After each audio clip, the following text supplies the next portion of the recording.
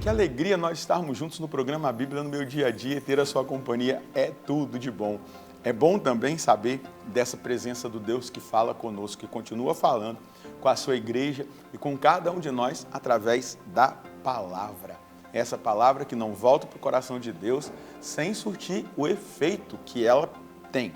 Ela tem o efeito de julgar os nossos corações, as nossas atitudes, transformar a nossa vida, nos fazer experimentar a divisão, né, do antes e o depois dessa ação da palavra. E eu tenho uma boa notícia para você. A palavra é o próprio Cristo. É o Cristo que fala. O verbo de Deus se fez carne e veio habitar no meio de nós. E esse verbo, ele se apresenta, fala e indica os caminhos que nós devemos seguir. É o próprio Cristo. Por isso São Jerônimo vai dizer, a ignorância das Escrituras é a ignorância de Cristo. Então, você não é um ignorante de Cristo, porque você tem buscado conhecer a Escritura, fazer o estudo bíblico, a leitura orante da palavra aqui na Canção Nova, no programa A Bíblia no Meu Dia a Dia. Vamos pedir ao Espírito Santo que ele nos conduza no nosso estudo e nos revele aquilo que hoje o Senhor tem para nós. No nome do Pai, do Filho e do Espírito Santo. Amém. Vinde, Espírito Santo, enchei os corações dos vossos fiéis e acendei neles o fogo do vosso amor. Enviai o vosso Espírito e tudo será criado e renovareis a face da terra. Oremos, ó Deus que instruíste os corações dos vossos fiéis com a luz do Espírito Santo. Fazei que apreciemos retamente todas as coisas, segundo o mesmo Espírito, e gozemos sempre da sua consolação, por Cristo Senhor nosso. Amém. Nós estamos estudando o segundo livro de Samuel. Quero convidar você a pegar a sua Bíblia, o seu caderno, para que a gente anote o texto bíblico e depois a gente medite, colha a mensagem que Deus tem para nós hoje. Anota aí, 2 Samuel, capítulo 2, versículos de 4b a 7. 2 Samuel, capítulo 2, versículos de 4b a 7. Vamos juntos ler o texto e depois meditá-lo.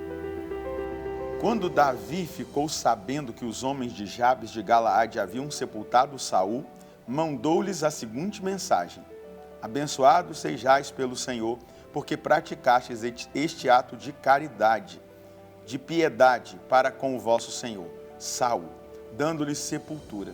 Que o Senhor, por sua vez, se mostre bom e fiel para convosco. Eu também vos beneficiarei por esta ação que fizeste. Tende coragem agora e sede homens valorosos, pois se Saul, vosso Senhor, morreu, a casa de Judá me ungiu como rei. Vejamos bem, o texto sagrado já começa a nos mostrar como Davi governa. Isso é muito importante que nós compreendamos no início do ministério real de Davi. Lembrando que ele está agora como rei de Judá, não é? Ele ainda não está rei de todo o povo judeu, somente de uma parte. Mas ele mostra que o seu governo, após ser ungido em Hebrom, tem uma característica. Porque antes de exercer qualquer autoridade política, nós acabamos de ver isso aqui, né? Ampla, né? Ele não está aqui agindo politicamente, amplamente falando, né? Ele ainda está estabelecendo um fundamento. E qual é o fundamento? Ele é político? Não. Ele é um fundamento espiritual que indica o comportamento e o caráter de Davi. Ele honra quem foi fiel e ele cura, né, a memória do povo. Por quê? É preciso honrar aqueles que foram fiéis. Então ele está honrando os que sepultaram Saul com dignidade. Mas ao mesmo tempo, ele está fazendo um trabalho, e aí conduzido por Deus. Vamos nos lembrar que a unção trouxe para Davi a condução do Espírito Santo. Então Davi, ele está conduzindo esse povo à cura da memória. É preciso curar a memória. Houve um problema, houve um líder adoecido, um líder que não obedeceu a Deus, um líder que transgrediu a palavra, um líder que não honrou a sua liderança dada por Deus, que foi Saul. E a memória do povo precisa ser curada. Por isso que Davi começa o seu governo não politicamente, mas espiritualmente, honrando aqueles que honraram a Saul, mas também trazendo cura para a memória daquele povo. Por quê? Ele poderia já agir de uma forma política, fazendo decretos, estabelecendo normas, mas não. Ele honra os que honraram a Saul. E ele começa o processo de cura da memória, até porque quando uma liderança vai mal à frente dos seus liderados, quando vem uma liderança nova, ela chega com desconfiança, ela chega com certa dificuldade de assumir o seu cargo de liderança, porque houveram dificuldades, problemas no caminho, e aí esses problemas precisam ser sanados, e isso precisa de tempo.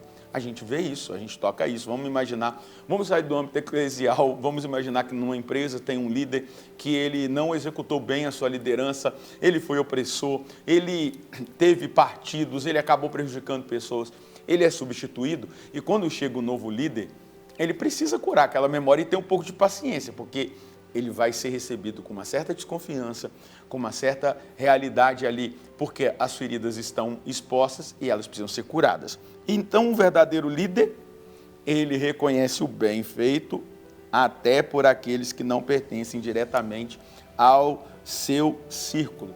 Aqueles homens que sepultaram Saul não estavam no círculo direto de Davi. E aqui a gente vai perceber o quê? Davi, ele não substitui Deus.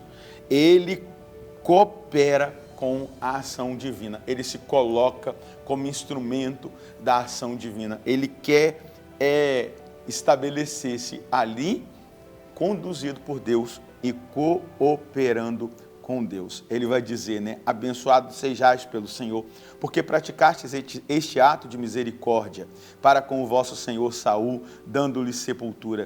Que o Senhor, por sua vez, use de misericórdia e fidelidade para convosco. Eu também vos beneficiarei por esta ação que fizeste. E agora tende coragem e sede homens valentes, pois Saul, vosso senhor, está morto, e a casa de Davi me ungiu. Né? Davi, ele começa a agir como um pastor, que agrega, que traz para perto de si todas as pessoas. Então, esse pastor, ele não se põe em definitivo, num primeiro momento, como conquistador, mas como aquele que está próximo, que honra, que abençoa, que indica o caminho a ser feito, que é uma liderança servidora, numa linguagem atual. Né? Davi se coloca ali como uma liderança servidora. Ele está servindo e ele está orientando. Honrar o passado, né? Ele está tendo a fidelidade como fundamento, honrando o passado, né? Para construir o futuro. A gente não pode descaracterizar tudo aquilo que o antecessor fez, né? Na liderança.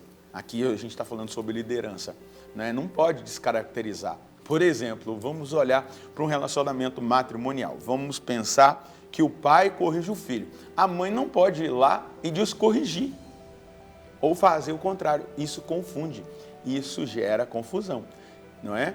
Então, aqui a gente vai perceber um processo pastoral, a linguagem eclesial, né? Davi está sendo pastor. Ele é fiel, tem a fidelidade como fundamento, não é? Ele honra o passado para construir o futuro e ele é uma autoridade que reconcilia. Ele tem um processo muito bonito de curar, é uma autoridade que não usa de violência, de agressão, mas de paciência, de compaixão. A palavra é hesed, né? Essa compaixão, o amor compassivo que sofre lá nas entranhas a dor, não é? Do outro. Então, é importante que nós percebamos isso. E se exercermos algum dia um cargo de liderança, não percamos essa visão. A Bíblia nos treina para que nós vivamos da melhor maneira possível aquilo que nós precisamos viver, não é? Aquilo que nós devemos aplicar no nosso cotidiano. A Bíblia é o maior ensinamento que nós temos. Esses dias eu estava vendo uma matéria e o homem mais inteligente do mundo disse que a inteligência dele foi treinada pela Bíblia e não tem algo mais profundo para treinar a nossa inteligência, o nosso caráter, a nossa vida espiritual, a nossa personalidade do que a palavra de Deus. E aqui nós estamos vendo, hoje as pessoas precisam de cuidado, de atenção, as pessoas precisam ser respeitadas, não que elas não devam ser corrigidas, mas corrigidas com amor, não com agressividade. não com dureza, não com leviandade, com duplicidade, com falsidade. As pessoas não suportam mais esse tipo de comportamento. Então, que hoje nós aprendamos isso, né, desse pastor, que depois vai ser um grande conquistador. Né? Davi vai conquistar muita coisa, mas ele, em primeiro lugar, ele se coloca diante de Deus, ele age com paciência, ele honra o seu antecessor, ele honra aqueles que agiram com justiça, mas ele também cuida para curar daqueles que estão feridos. Qual é a mensagem que nós colhemos hoje? O Senhor age concretamente para nos conduzir no caminho da cura e da restauração da nossa vida. Contudo, espera a nossa colaboração.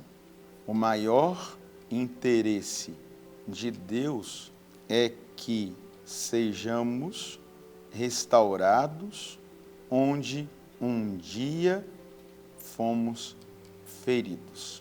Ele usa de situações, de pessoas, de autoridades para o nosso cuidado. Se tivermos a oportunidade de ajudar as pessoas que se encontram necessitadas de cura, contaremos com a graça de Deus. Se tivermos que corrigir, dizer a verdade, que seja em amor. Dizer a verdade em amor, com caridade, não é fraqueza. Na verdade, é adentrar o coração de Deus e fazer exatamente como Ele faz. A verdade tem que ser sempre dita, as correções fraternas devem sempre acontecer, mas tudo em amor, para construir, edificar, consolar e não simplesmente destruir e acabar com a vida das pessoas. Davi fez exatamente isso. Pegou o povo e começou um processo de cura da história e de toda aquela memória ruim que eles tinham conduzido por Deus. É assim que, quando nós nos deixamos conduzir por Deus, acontece. Vamos pedir ao Senhor essa graça em oração? Senhor, conceda-nos a graça das áreas que precisam ser curadas na nossa vida, que elas sejam tocadas por Ti. Que o Senhor possa usar das circunstâncias, do tempo, de pessoas que serão instrumentos de cura na minha vida, na nossa vida. Mas quando nós também tivermos que consolar, edificar, quando nós tivermos, Senhor, que exortar, que seja em amor.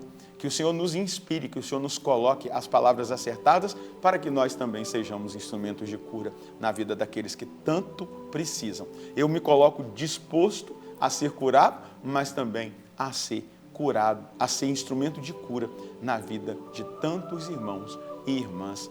Amém. Meu irmão, minha irmã, esse é o caminho que Deus quer que nós façamos e assim nós nos ajudaremos uns aos outros. Deus abençoe você e a sua família. Nós nos encontraremos no próximo programa, se Deus quiser, no nome do Pai, do Filho e do Espírito Santo. Amém.